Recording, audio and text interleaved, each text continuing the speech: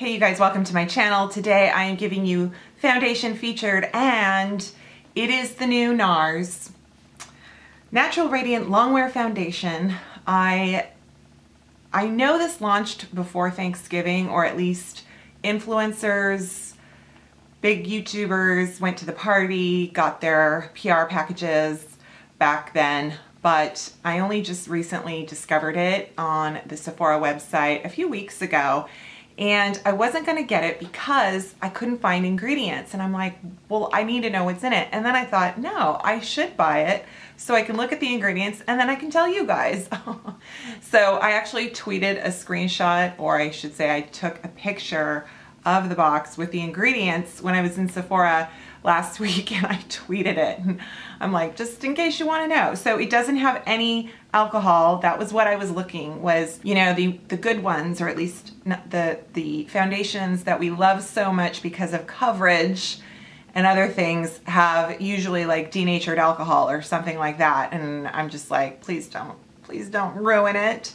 And it doesn't. It has some other things that some people probably don't want to use, in terms of, it has BHT and I don't know, there's so much stuff in here. Not all of it's bad. Just because it has a big word doesn't mean it's bad, just because sometimes things that are formulated from even natural sources can have long scientific names, and that doesn't make it bad just because we can't pronounce it.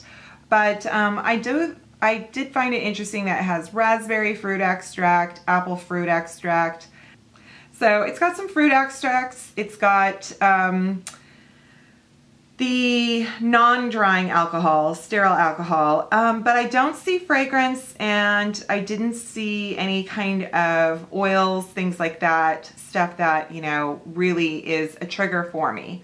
So the first ingredient is dimethicone, then water. So I think that's interesting, because we're always like, oh, you know, if it's a water-based, use a water-based primer, or oil-based, use an oil-based. And I think it's interesting that it's sort of both, really. It's hopefully going to be long wearing. It claims to be transfer resistant. I never ever think of something really as transfer resistant. I think there's about 32, 33 shades. If you are an olive complexion or a darker complexion, you will probably find your shade match, possibly.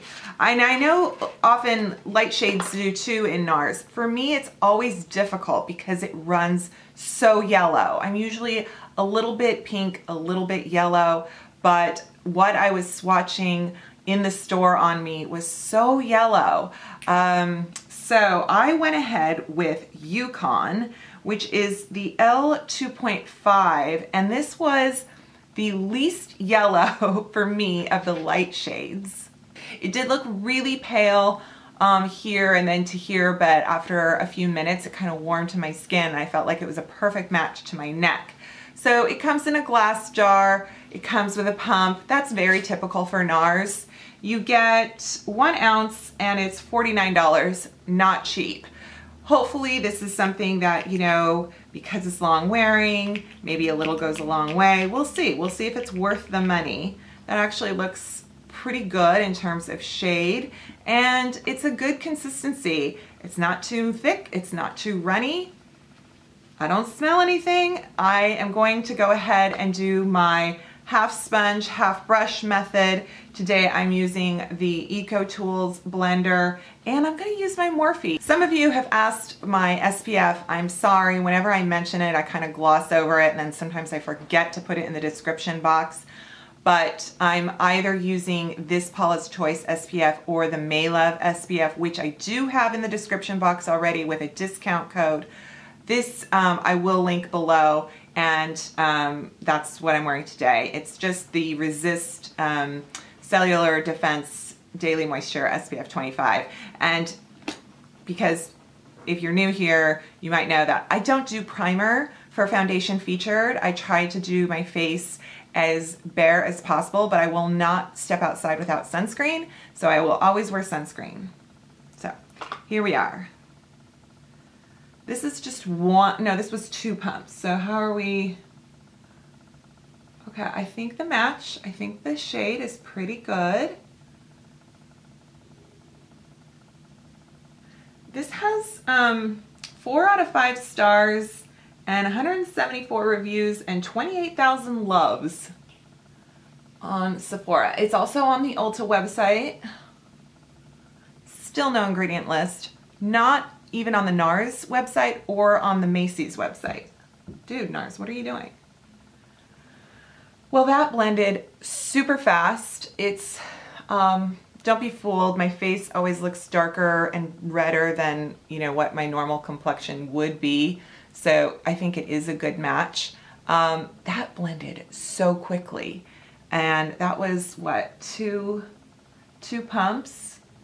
It's a little bit, just a little damp, not too wet. I mean, Radiant Longwear, that is a tall order. We want it not matte, not greasy, long wearing. It's like the perfect balance of everything. Okay, here goes the brush side. Oh, wow. Oh, wow. The brush side is really blending even faster. Okay, I never imagined I would prefer a brush application to a sponge in terms of coverage and getting my pores.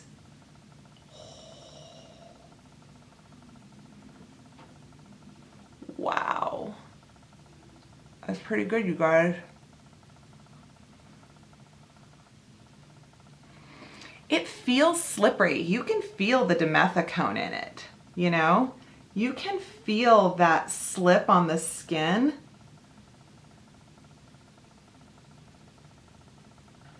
That took very little product, took very little time to blend, and I think it's pretty good. This side almost looks powderier, and this side almost feels like it has more slip, more drag. Okay.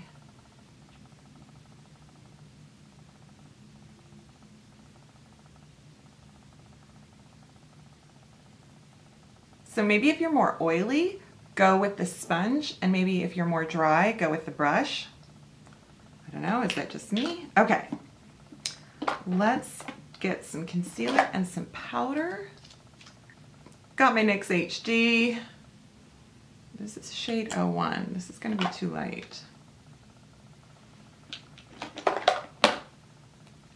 Let's do a sponge. Let's do a damp sponge application.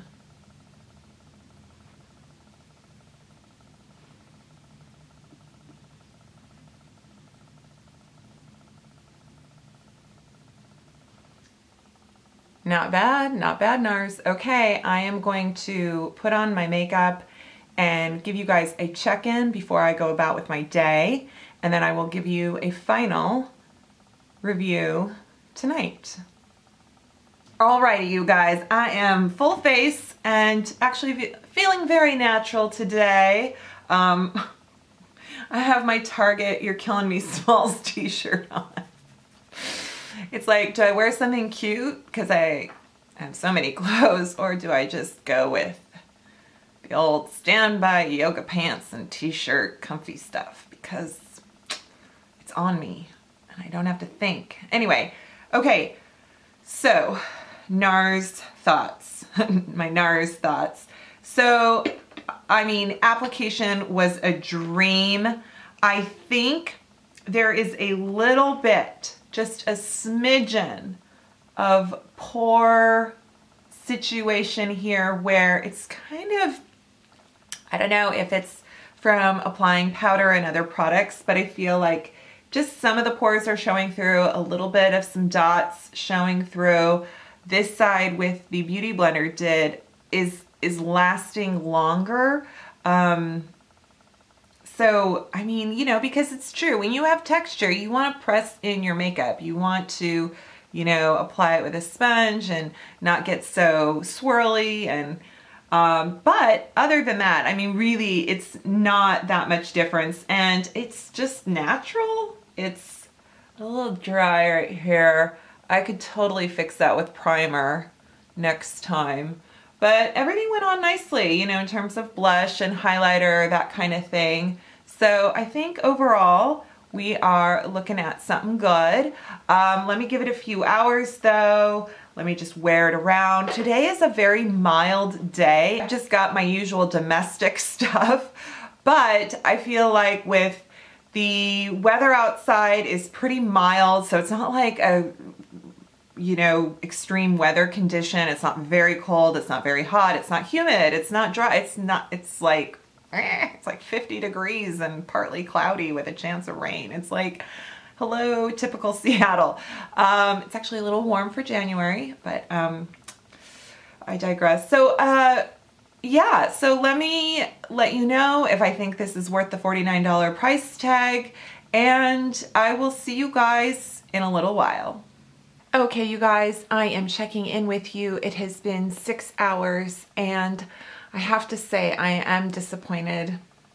I noticed it was starting to break down around my chin. Look how much that's like coming through, and a lot right here. So I do feel luminous, not like shiny in a bad way. And most of my face has, you know, coverage and things like that, but definitely this area. Now, I don't know if that's me, you know, is that because last night I put on a BHA acid before I went to bed, and is it because I didn't use primer? Jackie Ina reviewed this product and I think it worked pretty well for her, and she used a Nars primer, and she said that really Nars foundations only work for her with the Nars primer beforehand. So I don't necessarily think that that's kind of an okay, what am I trying to say? Like, I feel like a foundation should stand on its own and not just need a primer, specifically their own primer. So you're looking at, you know, upwards from $80 to $90 just to make the foundation work for you.